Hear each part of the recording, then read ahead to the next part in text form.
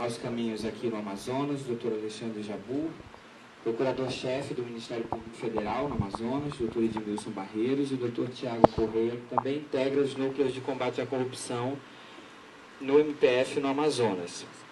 Nós estamos apresentando esse resultado do trabalho conjunto entre o Gabinete, a Assessoria de Comunicação, e mostrando também, o doutor Alexandre vai fazer um retrospecto de tudo que se passou até agora da Operação Maus Caminhos, em alusão ao Dia Internacional de Combate à Corrupção, que ocorreu agora no domingo, dia 9, e a gente vai iniciar com as falas dos procuradores e logo em seguida a gente abre para que vocês possam também fazer intervenções e perguntas, ok? Muito obrigado pela presença de todos, vamos então dar início. Bom dia a todos. Primeiro agradeço a presença aqui na imprensa e para a gente hoje é até um dia diferenciado. Geralmente essas coletivas nós fazemos para apresentar uma denúncia, né, duas delas em relação à Operação Maus Caminhos.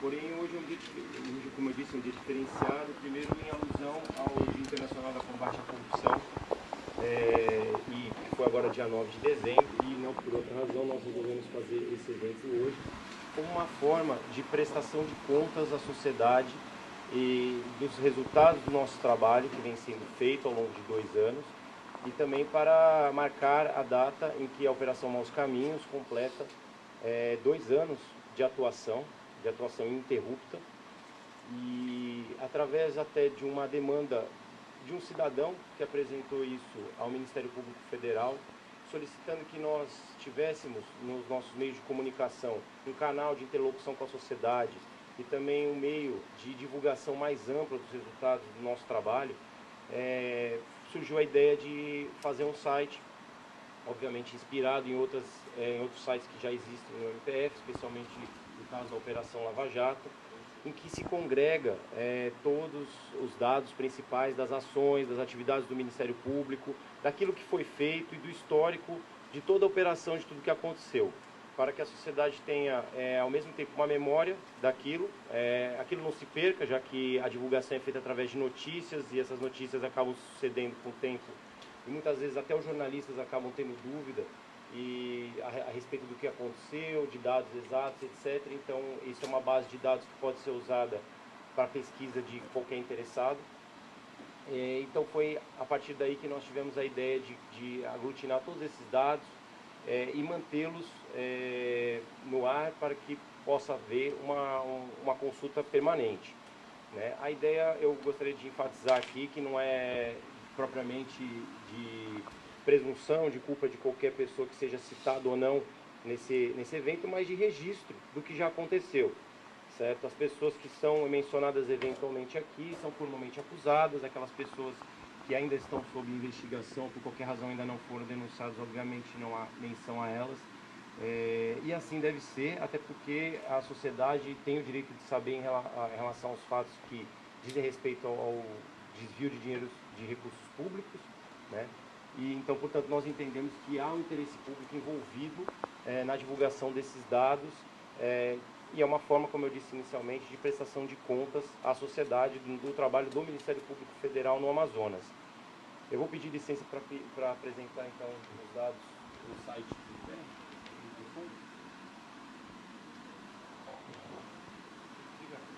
Nesse momento, vocês vão acompanhar um balanço realizado nesses 2 anos pela Operação Maus Caminhos. Alô? Alô?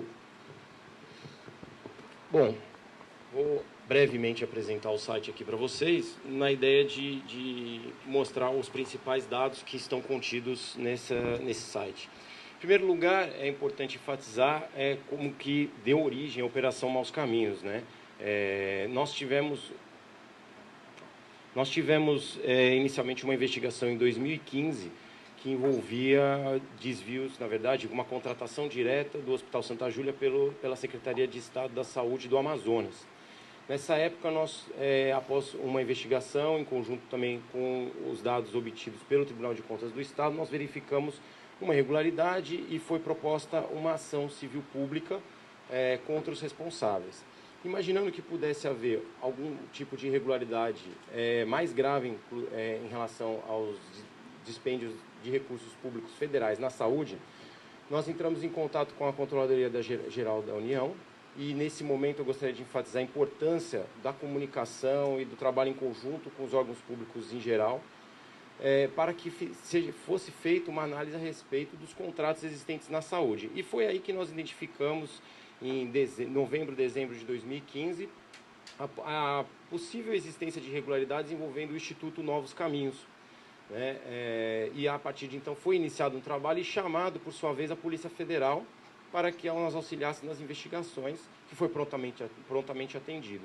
Entre 2015, finalzinho de 2015 até setembro de 2016, foi feita uma operação, na verdade, uma investigação policial, com a utilização de diversos meios, entre elas escutas telefônicas, acompanhamento de algumas pessoas, até que se chegasse na deflagração da primeira fase da Operação Maus Caminhos, né, em que houve a prisão de uma série de pessoas, mandados de busca e apreensão, enfim, que aí a sociedade soube a respeito dos fatos propriamente que envolviam o Instituto Novos Caminhos e as pessoas que estavam envolvidas naquela situação. A partir de 2016, setembro de 2016, até a presente data, nós tivemos, portanto, aí se quiser passar lá já a questão dos dados, 4 fases da operação, né? A última deflagrada nesse ano, como os senhores sabem, a fase que nós chamamos de cashback, mas nós tivemos, portanto, então, 4 fases da operação, nós tivemos propositura de diversas demandas. Nessas demandas nós estamos requerendo a devolução de 82 milhões de reais, mais de 82 milhões de reais em valores atualizados, que foram desviados da saúde para benefício de pessoas e empresas de uma forma totalmente indevida. E aqui eu gostaria de enfatizar novamente a importância que foi o trabalho conjunto da CGU com a Polícia Federal e a Receita Federal. Sem esse trabalho, nós não conseguiríamos chegar a um valor de 82 milhões, mais de 82 milhões de reais, cobrados daqueles que nós entendemos que são responsáveis pelos fatos desvendados pela operação.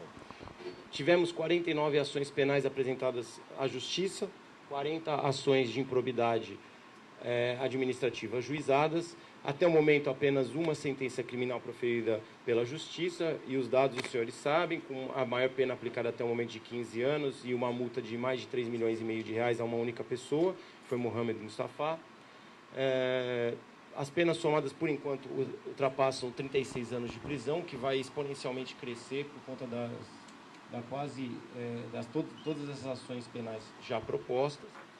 Tivemos, ao longo da operação, 50 mandados de busca e apreensão, 50 mandados de prisão cumpridos, 19 prisões preventivas, 31 prisões temporárias, 115 mandados de busca e apreensão e 30 conduções coercitivas ao longo do tempo. O que eu gostaria também de enfatizar, além desses números, algumas linhas gerais do próprio site, em que nós dispusemos uma linha do tempo, né, em que as pessoas podem verificar como os fatos se sucederam e também o andamento das ações penais com as sentenças, as denúncias ou petições iniciais, de forma que possa haver uma consulta mais detalhada e até uma pesquisa para eventual interessado, certo? Um desdobramento interessante que eu gostaria de citar a respeito da Operação Maus Caminhos foi uma ação civil pública ajuizada até o momento, que nós entendemos que é a porta de entrada para a corrupção de grande parte dos casos aqui no estado do Amazonas, que é o pagamento de fornecedores pela Secretaria de Estado da Fazenda. Infelizmente, a Cefaz, o governo do estado do Amazonas, desrespeitando a lei de licitações, não possui de forma clara e transparente uma ordem cronológica de pagamentos dos seus fornecedores. Isso gera dificuldades e faz com que algumas pessoas queiram vender facilidades, né? Trocando em miúdos, muitas vezes o fornecedor ele é obrigado a pagar uma propina a um agente corrupto para poder receber aquilo que ele deveria já ter recebido meses e meses atrás do estado do Amazonas. Visando resolver esse problema, nós tentamos consensualmente resolver a situação, instauramos um inquérito civil, oficiamos o governo do estado em diversas gestões, gestão José Melo, gestão Amazonino, e a última resposta que nós tivemos, inclusive da lavra do próprio governador atual, Amazonino Mendes, foi de que ele não tinha nenhum interesse em resolver essa questão, pois o governo era um governo tampão e, portanto, ele não achava conveniente resolver esse problema. Em razão disso, nós propusemos uma ação civil pública, já tentamos uma vez a conciliação com o Estado, não foi possível até o momento, o Estado não mostrou interesse, e dia 12, nós teremos uma audiência amanhã, novamente, perante o juiz, para que possamos, em uma última vez, tentar resolver esse problema. E eu gostaria de dizer que esse é um problema que tanto a gestão atual quanto a posterior deveria se preocupar muito se tem interesse em, ao menos, combater a corrupção.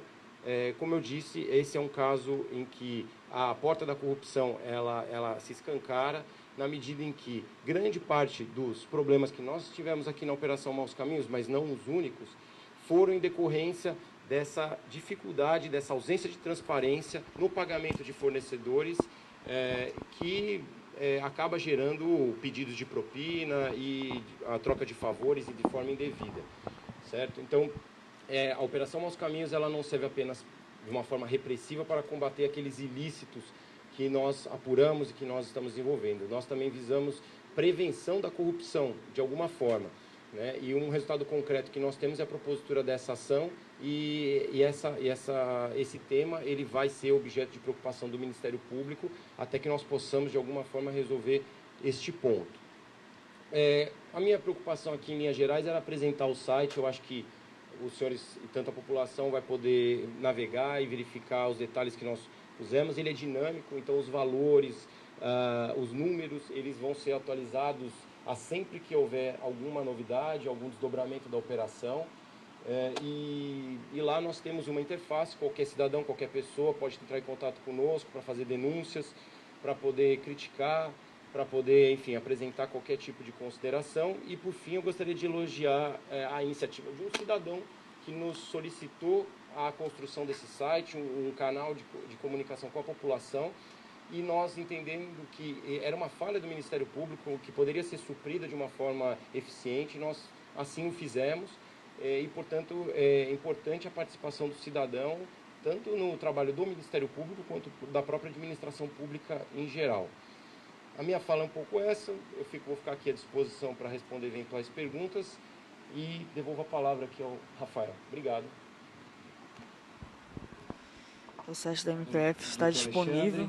Existe uma espécie de linha de tempo onde você pode acompanhar o que está acontecendo na Operação Maus Caminhos. Do trabalho que o Ministério Público Federal vem fazendo ao longo dos últimos anos para priorizar e dar mais eficácia no combate à corrupção. Bem, muito bom dia a todos. Eu quero, antes de mais nada, dar os parabéns ao nosso colega Alexandre Jabbour, seja pela clareza com que ele expõe o trabalho realizado na Operação Maus Caminhos, seja porque muita parte do seu esforço permitiu ao MPF chegar até aqui. Vou fazer um pequeno apanhado geral. Há cerca de quase 3 anos, o Colégio Nosso de Procuradores decidiu fazer uma priorização na parte de combate à corrupção. Então nós temos 5 colegas que trabalham exclusivamente com a área civil e criminal de combate à corrupção. Então, trabalhos do porte da Operação Maus Caminhos, eles surgem com o necessário uso especializado do tempo e dos esforços desse tipo de atuação. Então, com essa priorização dada por 5 de nossos colegas ao trabalho de combate à corrupção, foi possível que vários desses trabalhos pudessem ser analisados com mais tempo, mais cuidado, mais vagar. Também, de uns tempos para cá, conseguimos fazer convênios com diversas instituições que facilitam e agilizam o trâmite dessas informações, notadamente com as instituições que participam da rede de controle. Você ganhando tempo que antes era utilizado com aquela burocracia, aquele trâmite de ofícios, de papéis, com a integração dos sistemas, você facilita conseguir a informação e você consegue agilizar, portanto, o trabalho do colega que está à frente de cada caso grande como esse. É importante também a gente ressaltar que a nossa unidade aqui no Amazonas, a despeito de ser uma unidade que não está entre as maiores do Brasil, ela tem procurado ajudar ao Alexandre Jabbour de todas as formas que nós podemos, seja com as substituições, seja com as audiências, o Alexandre só vai às audiências da Operação Maus Caminhos, seja com a própria estrutura de assessoria. A despeito de ser uma operação com números muito relevantes, números bastante expressivos, nós não temos nem a estrutura de pessoal e nem a estrutura de apoio que operações como a Lava Jato, por exemplo, dispõem. Nós não temos nenhum colega de outro estado ajudando e não temos, inclusive, esse trabalho de fonte jornalística, trabalho de registro de todo esse esforço, de todos esses números. Não temos nenhum servidor de outro lugar do MPF do Brasil. Tudo é esforço nosso, dos nossos servidores. E eu digo a vocês que em uma data como essa, dia 9 foi o Dia Internacional de Combate à Corrupção, é importante a gente parar, refletir, pensar até onde chegamos e pensar até onde também queremos chegar. Eu penso que o dia de hoje, para além de ser mais um dia com prestação de informação e com prestação de contas à sociedade, é um dia que é muito válido para ser objeto de reflexão. É um ano se acabando, é um novo governo se iniciando, é um momento em que as pessoas podem refletir e adotar novas práticas para evitar que novos escândalos de corrupção como esse venham a surgir e depois venham a ser descobertos e tornar-se objeto de escândalos nacionais, como foi da Operação Maus Caminhos. Eu quero, portanto, nessas minhas breves palavras, renovar os parabéns a Alexandre pelo trabalho excelente que tem realizado, os parabéns a todos os colegas do núcleo e a nossa assessoria que, em um razoável e curto intervalo de tempo, pôde produzir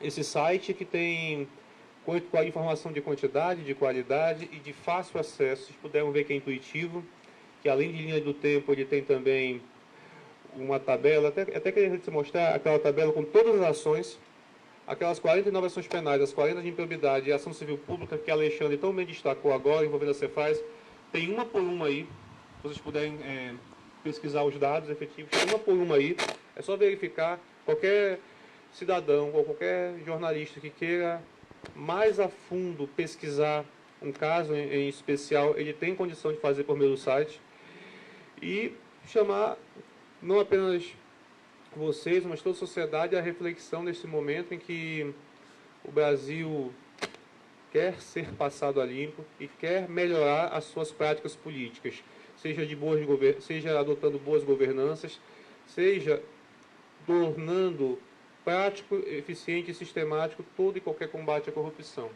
Corrupção tem controle. Nos países civilizados é assim.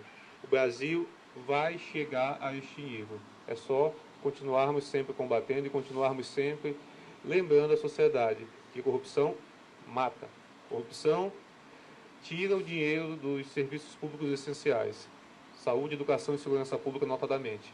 O caso Maus Caminhos é um caso grave na área de saúde e ele vai servir para sempre a sociedade permanecer vigilante no combate e na repressão a esse mal, a essa chaga que é a corrupção. Muito obrigado a todos e bom dia. Edmilson Barreiros acabou de falar sobre a Operação Maus Caminhos. E agora vamos ouvir Tiago Correia, que vai finalizar falando sobre os 2 anos da Operação Maus Caminhos. Eu inicialmente gostaria de parabenizar ao colega Alexandre Jabbour e ao colega Edmilson Barreiros pela iniciativa e também a nossa assessoria de comunicação pelo maravilhoso trabalho que fez ao desenvolver esse site. Eu fui apresentado a esse site recentemente e fiquei muito impressionado com a qualidade do trabalho, com a clareza dos números, especialmente por constar no site todas as denúncias e todas as ações de improbidade que já foram oferecidas pelo Ministério Público Federal nesse caso tão importante. Na minha visão, o Ministério Público tem um dever de transmitir com clareza à sociedade esses dados, os fundamentos da sua atribuição, e aqui eu destaco um papel muito importante que é exercido pela imprensa, que também é um papel de comunicar à sociedade, transmitir à sociedade esses fundamentos de atuação, os números da atuação do Ministério Público, e eventualmente também até criticar, se for o caso.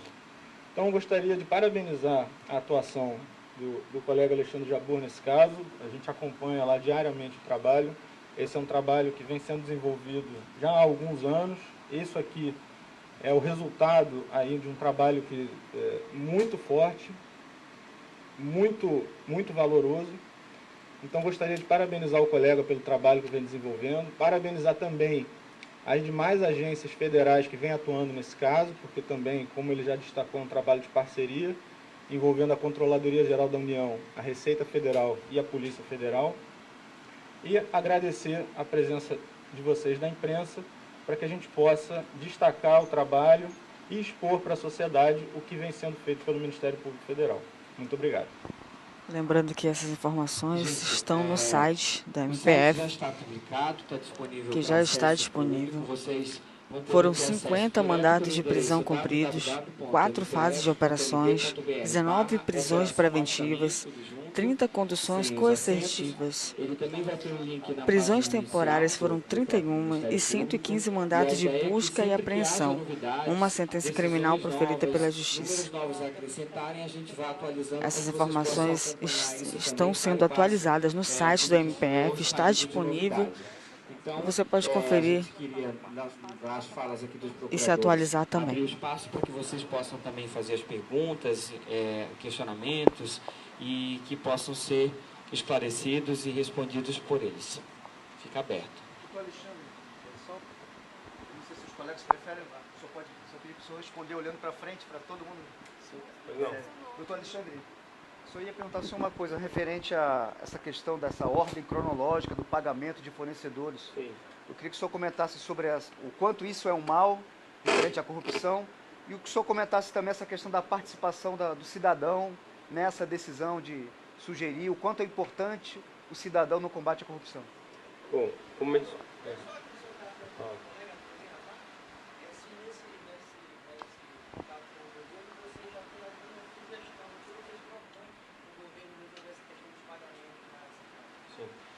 Bom, como eu mencionei na fala, a ideia dessa ação civil pública para resolver esse problema, ela surgiu a partir do caso prático. Nós verificamos que é comum, não só nesse caso, mas em muitos outros, fornecedores, inclusive, vindo ao Ministério Público, tanto estadual quanto federal, dizendo: eu tenho um crédito de 1 milhão, 2 milhões, 500 mil, 50 mil, seja o valor que for, perante o governo do Estado, e eu não recebo. E um cidadão, uma pessoa, um agente público, alguém me procurou e falou que eu poderia receber esse valor se eu pagasse 10, 15, 20% de propina para poder receber com mais agilidade, para poder receber de forma mais rápida. E nós verificamos que isso não é um caso isolado de um estelionatário, uma pessoa que se faz passar por agente público, não.